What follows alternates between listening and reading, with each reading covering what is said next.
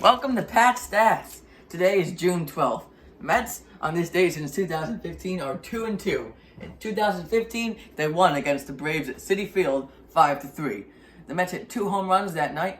Wilmer Flores and John Mayberry Jr. Bartolo Colon pitched 6 innings and allowed only 2 runs. In the win, the Mets won the game 5-3.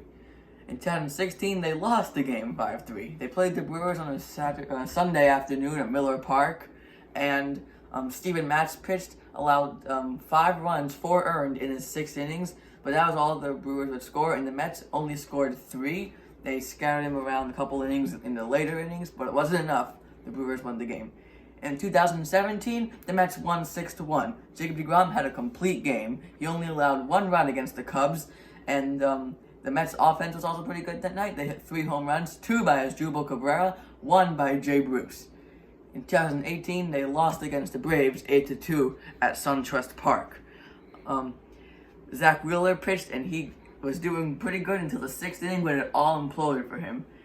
He allowed a whole bunch of runs. They blew the game. The Braves broke it open, thanks in part to an Ozzie Albies grand slam. Also in that game, Mickey Callaway got ejected for the first time in his career. He argued a pitch, it was a curveball to Brandon Nimmo, that hit him in the elbow, but the umpire said that he didn't make an effort to get out of the way because he did kind of like put his elbow out. But Mickey Callaway's argument was that it was a curveball coming from behind him, so it would be hard to get out of the way until the last moment. I don't know. I can see both sides. And also about that game, that was the Mets' 3rd and final trip to SunTrust Park that year, and it was only June 12th. Keep that in mind, because we're going to talk about the schedule again today and some more stuff.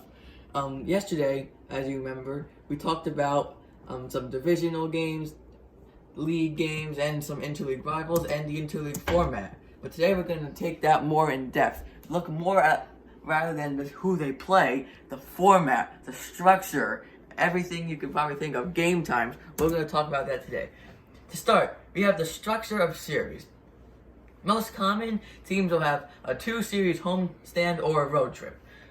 Although it is pretty common to have 3-series homestands and road trips, and now to keep that in mind, those 3-series homestands and road trips could be as low as 7 games, but usually you'll find the lowest ones to be 8, right around 9, 10, that's where most of them will be. 11 is pretty high, 12 is almost very rare because you'll have to have a Monday, Tuesday, Wednesday, Thursday series, Friday, Saturday, Sunday, Monday series, and then you also have to have another one. I did the wrong way. It's supposed to go Thursday, Friday, Saturday, Sunday, Monday, Tuesday, Wednesday, Thursday, Friday, Saturday. It's confusing. 12-game homestands and road trips rarely happen.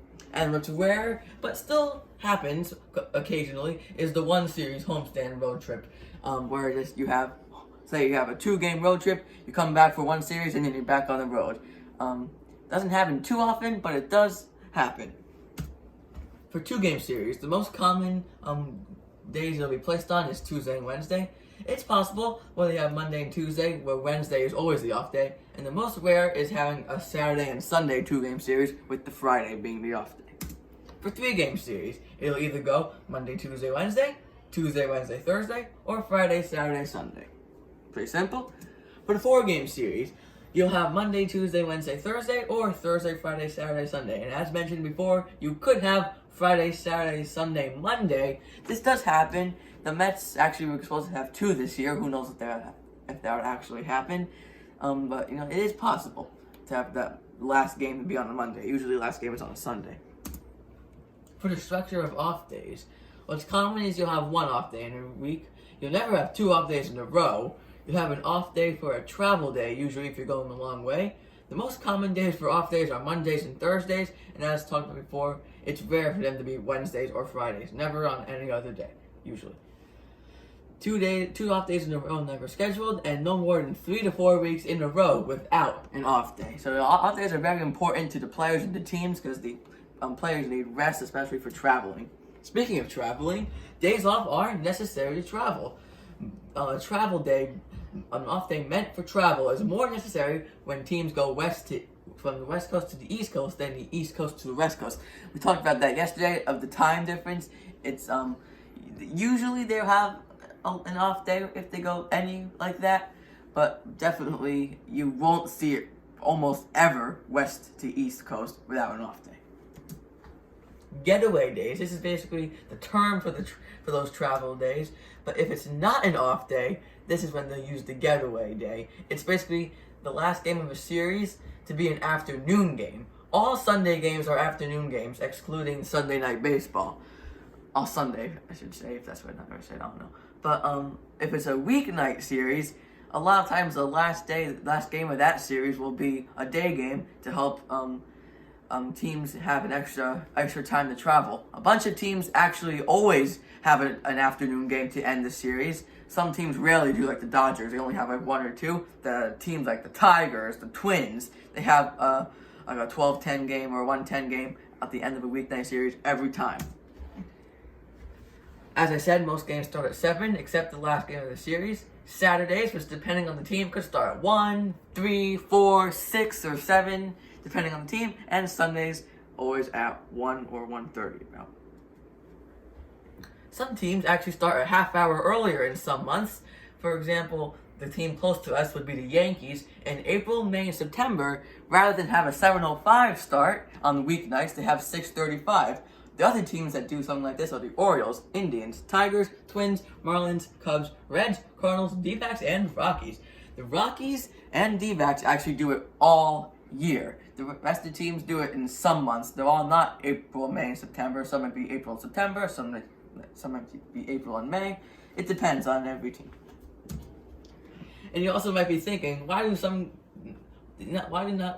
games just not start at 7 o'clock even? 7:05, 7:07, 7:09, 7:10, 7:15, 7:20. Well, it's basically to give TV enough time to do the intro. That's basically it. It's the most common ones are 7:05 and 7:10. I can tell you that the Blue Jays and A's and Angels are the teams that use the 07. 09 is for ESPN games. 15 is for a couple teams, like especially Fox games. 7:20 or just any 20 is for the Braves. And some other stuff to close out. One team will never play 2 series in a row versus the same team. So, for example, the Mets will never play the Nationals home and then play the Nationals on the road immediately after. Never happens. You have to have at least one game in the middle, one series in the middle. One team will never get 2 scheduled off days in a row. This never really happens unless it's for like opening day. In 2016, opening day kind of followed a different format. We might talk about that in a later video. But the Mets would actually end up having 2 off days before their home opener. That's rare though. No doubleheaders scheduled. Playing a divisional team will be spread out. So as I said before, on this day in 2018, the Mets made their 3rd and final visit to SunTrust Park on this date. That rarely happens. They made a visit in April, May, and June. Usually, and that's the only time I've seen it, you'll spread out the games against the division. You don't really see that happen a lot, and I just think it's also good to spread out. You don't want to go everywhere in a row. And the last thing, it's rare to play the same team at the same place on the first and last game of the season. So if the Mets play the Nationals home on opening day, it's probably not going to be likely that the Mets play the Nationals home on the last day of the season. Just a random thing that I just thought of that really happens. So that's going to be all for Patch Stats today. I hope you learned a lot about the schedule over the past 2 days. And I'll throw in some little facts about the schedules in the upcoming video. So stay tuned for those. Thank you for watching this one.